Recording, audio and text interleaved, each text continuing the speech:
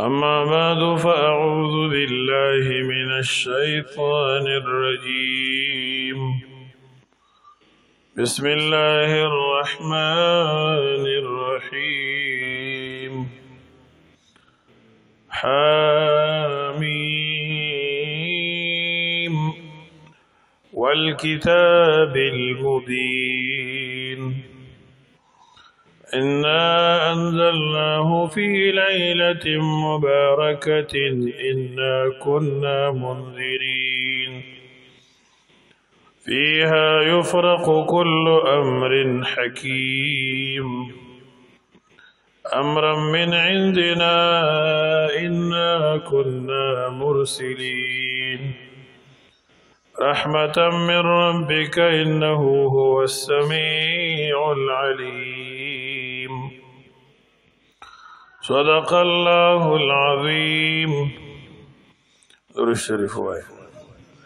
اللهم صل على سيد الخلق محمد وآله وسلم. اللهم صل على سيدنا ومولانا محمد وآله وبارك وسلم وصل عليه. اللهم صل على سيد الخلق محمد وآله وسلم. دا شعبان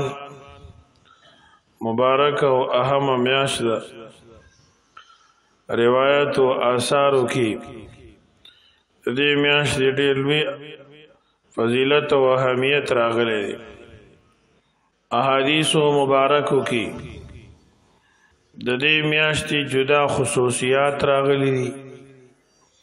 دا شانتي د دې میاشتې د 15 شپې هم فضیلت په نور شپو راغلی دی. احادیثو کې راغلی چې د دې میاشتې په 15 شپه باندې الله تعالی خاص تجلی فرمای خپل مخلوق ته، خاص د رحم او د کرم نظر فرمای چې د هغې په وجه الله ټول بندگان مسلمانان بخي. سوا د هغه سړي نه چې هغه د الله سره شرک کوونکی وي، آیا کینهګر وي، زړه کې بغض او کینه ساتي، د دې بخښنه پکې نه کېږي. بعضې روایاتو کې راغلي دي چې الله پاک جل جلاله په دې شپه باندې د ټولو بندګانو بخښنه فرمایي سوا د شرابي سړي نه، چې د شرابي بخشش نه کېږي. دغه شانتې د هغه سړي چې د مور او پلار نافرمانه وي، دغه شان د هغه سړي بخښنه نه کېږي چې کوم رشته پرې کوونکی وي، او دارنګې د قاتل بخښنه پکې نه کېږي. الله پاک دې موږ د ټولو نافرمانیو نه محفوظ وساتي، او کوم ګناهونه چې زموږ نه شوي دي او کېږي، کریم رب دې راته په خپل فضل و کرم او مهربانۍ باندې بخښنه کړي، او رحم دې الله جل جلاله په ټول امت مسلمه باندې وفرمایي. پیغمبر پاک صلی الله علیه وسلم په دې میاشت کې دومره ډېرې روجې نیولې چې عایشه صدیقه رضی الله عنها فرمایي کله کله به نبی پاک صلی الله علیه وسلم په دې مبارکه میاشت کې دومره روجې ونیولې چې مونږ به وی چې ټوله میاشت به د دې روجه وي. کله به دا ډومبنۍ 15 روجه ونیوله، وروسته به یې نه نیوله. کله به یې پکې ډېرې ورځې روجه وساتله او څه به یې نه نیولې. دې وجه نه روایاتو د حدیث کې راغلي دي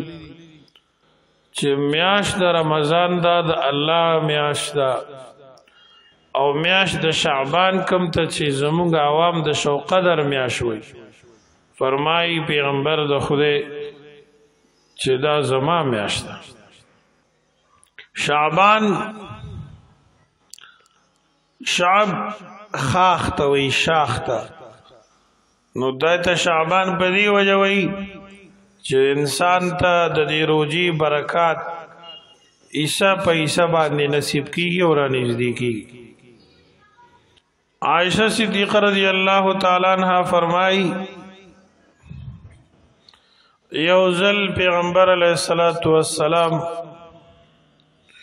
ما سره په بستر باندې و د شپې زما سترګې چوغړې دي نبی علیہ الصلوۃ والسلام نو په خپل بستر کې زه حیران شوم چې د شپې نبی علیہ السلام چرته تللی دی خیال مې دا راغو چې چرته بلې بیبي ته به تللی وي نو زه را روانه شومه پیغمبر پاک صلی الله علیه وسلم ګورم چې بقیع الغرقد چې عوام ورته جنت البقیع وی په دغه مقبره کې کوم چې د نبی علیہ السلام مسجد سره او کور سره نږدې و نو جنت البقیع کې پیغمبر علیہ السلام ولاړ دی لاسونه مبارک یې چت کړي دي دعا کوي تر دې چې د هغه د مبارک ترخونه مولید او د هغې سپینوالی راته ښکاره شو رسول الله صلی الله علیه وسلم چې کله ما ولیدو عرض مې وکړ د الله پیغمبره تاسو دلته راغلي حضرت فرمایل او زه په دې وجه دلته رالم چې په دې شپه باندې الله جل جلاله خاص رحم فرمایي او په عربو کې یو قبیله و بنو کلب هغه ګډو چیلو کې ډېر مشهور رسول الله صلی الله علیه وسلم فرمایل چې الله پاک په دې شپه د بنو کلب د ګډو چیلو د ویختو او د وړۍ په مقدار باندې بندگان د جهنم د اور نه آزادوي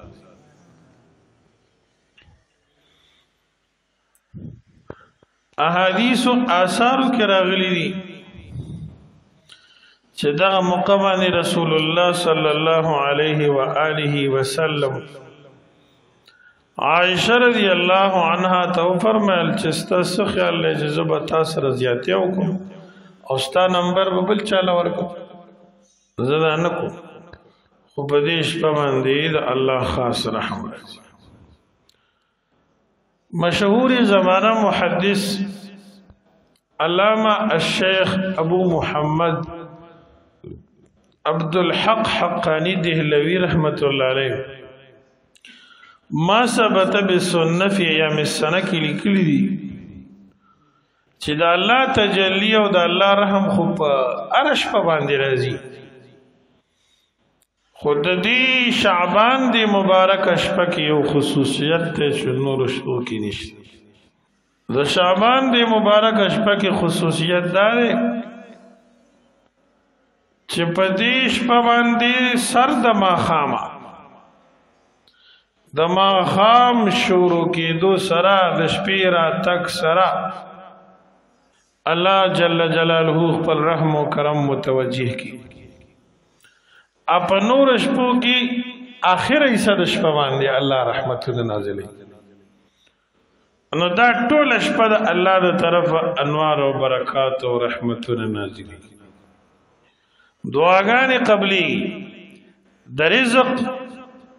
د اضافي فیصلېږي او اجمالاً طور د انسان زندگی لګلېږي او دا سړی به په دې شپه باندې مري دې تاریخ به مري د ده به واده کېږي د ده به حج په قسمت کې وي دی به دا کار کوي علماء کرام فرمایي چې دا خو اصلا لیلة القدر کېږي خو اجمالاً اختصاراً دې شپې سره متعلق شته امام اکرم رحمت الله علیه دا رایه ده إن أنزلناه في ليلة مباركة إنا كنا منذرين فيها يفرق كل امر حكيم امرا من عندنا انا كنا مرسلين. اللہ تعالی فرمائی بے شک مونږ فیصله کړې ده د نزول قرآن فی لیلة مبارکه په مبارک شپه کې انا كنا منذرین بے شک مونږ يرون کی تاسو لرا فيها يفرق كل امر حکیم پدیش په باندې د هر مضبوط کار فیصله کی امر من عندنا دا فیصله او حکم دې زموږ د طرفه انا كنا منذرین بے شک مونږ يرون کی تاسو لرا. اکثر عالمان وی دا لیلۃ القدر یادی دی آیات مبارکو کی لیلۃ القدر ذکر دی، لیکن ابن کثیر و قرطبی روح المانی وغیرہ د امام اکرم رحمت اللہ علیہ چلوے مفسر دی رائے نقل گئی چی دلتا دا پینلسم شپی دا شعبان ذکر دی پدیش پا باندی سجدہ عبادتون نشتا دی نور سے خاص خبری نشتا وہ صرف عام طور سڑے ذکر تلاوت نفل چی سنگ کئی اندغا نفل لیو کی احادیثو کی راغلی چی بدیش پا خصوصیت سر دعاگانی قبلی دعا اہتمام پکار دے اد ذکر اہتمام پکار دے د تلاوت اہتمام پکار دے پس سبال بیا روجنی ول مستحب پلسم شپه باندې عبادت او بیا په پنځلسم تاریخ د شعبان د دې روجنی ولم احادیث کې راغلي. بعض خلک د دې د فضیلت نه انکار کوي دا خو خاص آثار او حدیث په دې کې نه راغلي. نه مولانا عبدالرحمن مبارک پوری تحفۃ الاحوزی شرح ترمیزی کی پدیش پماندی تفصیلی کلام کړه دے او احادیث او آثار ذکر کړي چې دغه احادیث کوم د دې شپې د فضیلت راغلي نو دې کې دومره سختې نشته چې مکمل طور دې ضعیف شي بلکہ حسن حدیث هم بکشته نو لہذا د شپې منقبت او برکت دا ثابت او ظاهر راغلی. التعامل د امت خو ډیر زیات پدې راغلی چې د امت صالحان او بزرگان د دې شپې د رونولو کوشش کوي. امام ابن الماجد دیمیاتی رحمه الله یو حدیث ذکر کړی دی چې په کال کې 15 شپې دي چې څوک دا په عبادت کې تیری د قیامت د سخت نه به الله محفوظ ساتي او د قیامت د یری نه به محفوظ یو دهشت نه به محفوظي زړه به نمرې په هغه ورځ باندې چې په کوم ورځ د ټولو خلکو زړونه مړ شي پای کې یو د 15 شپه د شعبان دا بیا زه تاسو ته واضح طور وایم چې دې کې څه خاص جدا طریقه باندې نفل نشته هم ساده نفل دي. بعضې خلک څه قیودات مویدات وي هغه ضروري نه دي.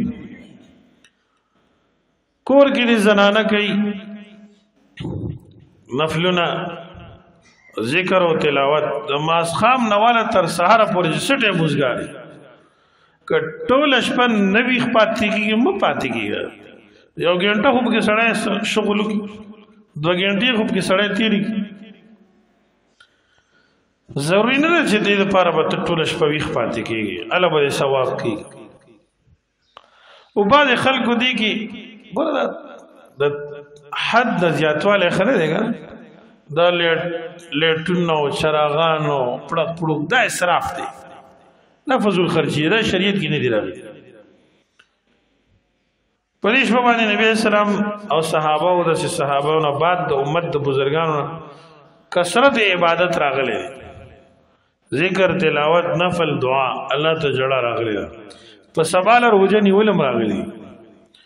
او په دې شپه پیغمبر د خدای مقبرې ته هم تللی دی که سړی په دې نیت باندې لاړ شي چې رسول الله صلی الله علیه وسلم په دې شپه تللی نو ټیک ته بالکل د دې نه علاوه نور شرطونه او رواجونه دي د خلکو خبرې دي د هغې نه ځان ساتل په ګرې کې څه فایده نه وي بیا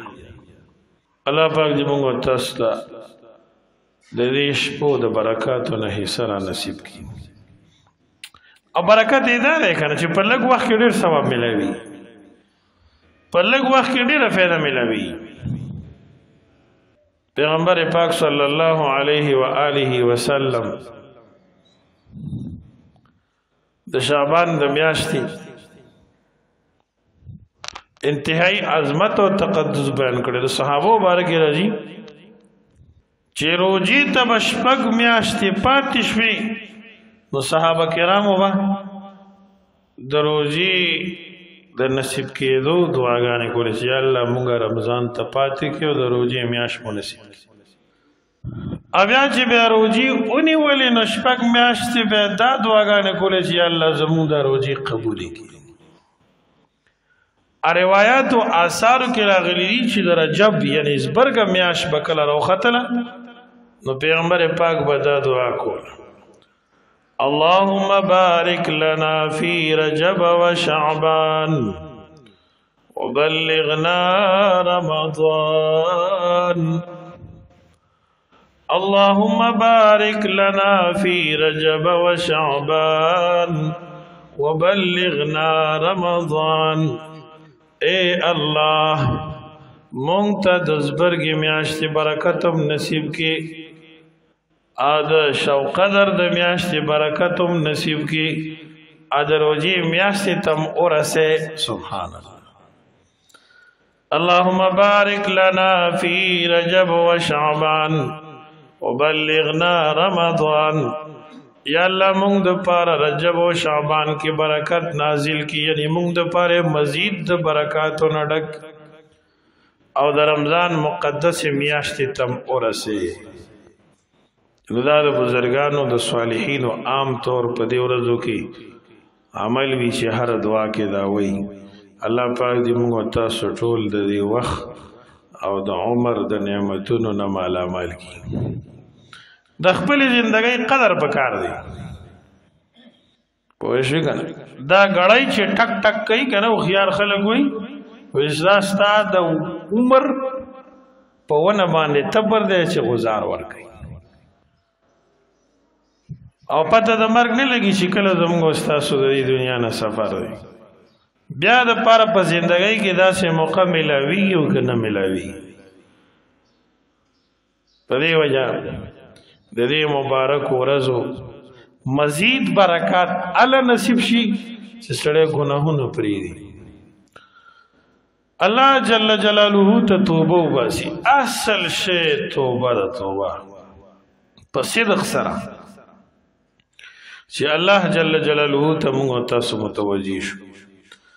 او دغه شانتي د الله د رضا طلب چې الله پاک زموږ تاسو نه راضي شي او الله جل جلاله زموږ تاسو د ټولو خاتمه بالایمان کی رب العالمین دې زموږ تاسو دا ناست او وینا قبول کی الله کریم دې زموږ تاسو په ژوندۍ کې عمر کې شپو ورځو کې خیر او برکت نازل کی واخر دعوانا ان الحمد لله رب العالمین